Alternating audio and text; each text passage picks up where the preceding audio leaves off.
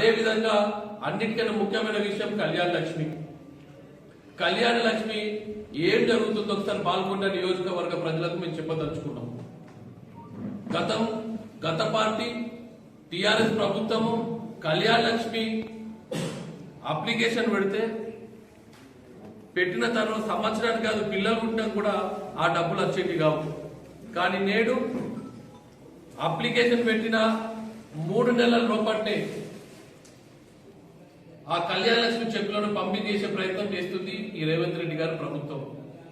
మరి పాల్గొండలు చూసినట్టయితే ప్రజలందరూ గమనించాలా, దాదాపు మండలాల వారీగా మీకు స్టేట్మెంట్ ఇస్తా.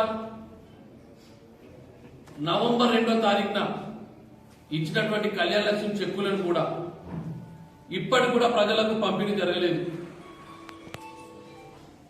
ఆయనకు రాజరిక పోకడలు అలవాటు అయిపోయినాయి.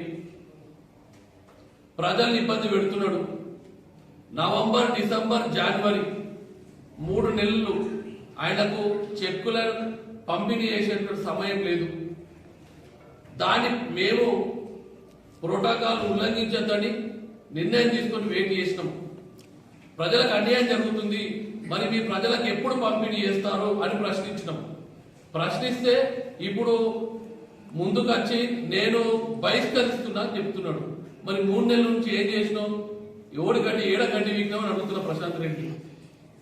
ప్రజల్ని ఇబ్బంది గురి చేయకు, ప్రజాస్వామ్యాన్ని అపహాస్యం చేయకు. నిన్ను గెలిపించినందుకు మేము నీ మీద ప్రభుత్వంలో ఉన్నప్పటికీ కూడా కక్ష పెట్టుకోకుండా నీ ప్రోటోకాల్ కు మర్యాద ఇవ్వాలని ఇప్పటి కూడా ఇక్కడ కూడా ప్రోటోకాల్ ఉల్లంఘించలే. కానీ చూస్తూ ఊరుకునే పరిస్థితి లేదు. నువ్వు ప్రజలని అన్యాయం చేస్తున్నావు, మోసం చేస్తున్నావు. ఎట్టి పరిస్థితుల్లో కుదరదు ప్రశాంత్ రెడ్డి గారు. ఇప్పటికైనా నీ పద్ధతిని మార్చుకొని నువ్వు గెలిచినందుకు నువ్వు ప్రజలకు అందుబాటులో ఉండు, ప్రజల సమస్యలను తీర్చు. కానీ తప్పించుకుని తిరిగే ప్రయత్నం చేస్తే ప్రజలు నీకు తగిన బుద్ధి చెప్తారు. ఇవాళ నువ్వు చూసినావు వీడియో రికార్డు, ఏమని రెచ్చగొడుతున్నావు, ఎక్కడికక్కడ నిలదీయండి అని రెచ్చగొడుతున్నావు. 10 సంవత్సరాల అధికారంలో ఉన్నావు, ఏనాడు కూడా రేషన్ కార్డు ఇవ్వలేరు మీరు. 10 సంవత్సరాల అధికారంలో ఉన్నారు, ఇండ్లు ఇవ్వలేరు. ఎలక్షన్లు వచ్చినావు, ఖాళీ పత్రాలు ఇచ్చినావు, ప్రజలను మభ్య పెట్టి గెలిచినావు. అమాయకమైన ప్రజలు కొంత తేడాతో విజయం వచ్చింది. కానీ మేము అట్లా లేదు. ప్రతి అప్లికేషన్ క్షుణ్ణంగా పరిశీలించాలని గౌరవ రేవంత్ రెడ్డి గారు ఆదేశాలు ఇచ్చిండ్రు. మరి వారి ఆదేశాల మేరకు అన్ని కూడా క్షుణ్ణంగా పరిశీలన జరుగుతున్నాయి. నీకు చిత్తశుద్ధి ఉంది, ప్రజలకు ఆ యొక్క పథకాలన్నీ అందాలంటే మీ వాళ్ళు మా వాళ్ళ ఆఫీసర్లకు కూర్చొని ఆఫీసర్లకు పనిచేసే అవకాశం కల్పిస్తే ఖచ్చితంగా ప్రతి ఒక్కరికి రేషన్ కార్డు ఇచ్చే బాధ్యత కాంగ్రెస్ పార్టీ తీసుకుంటుందని చెప్పి మీకు తెలియజేస్తున్నాం. రెచ్చగొట్టే ప్రయత్నం చేసి ప్రజల్ని ఇబ్బంది గురియకు.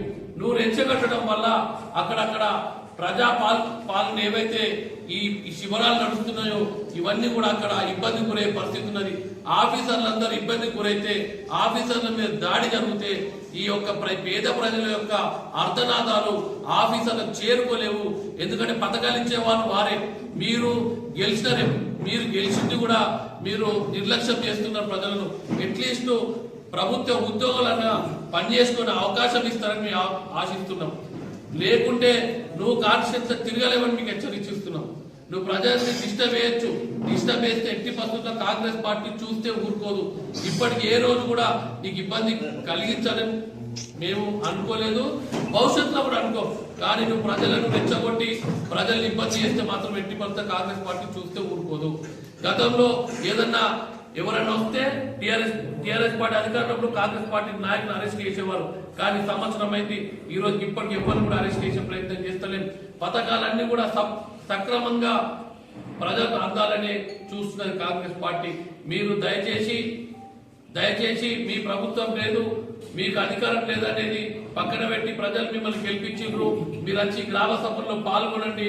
మాకు పాల్గొనే అవకాశం లేదు, నాకు పాల్గొనే అవకాశం లేదు.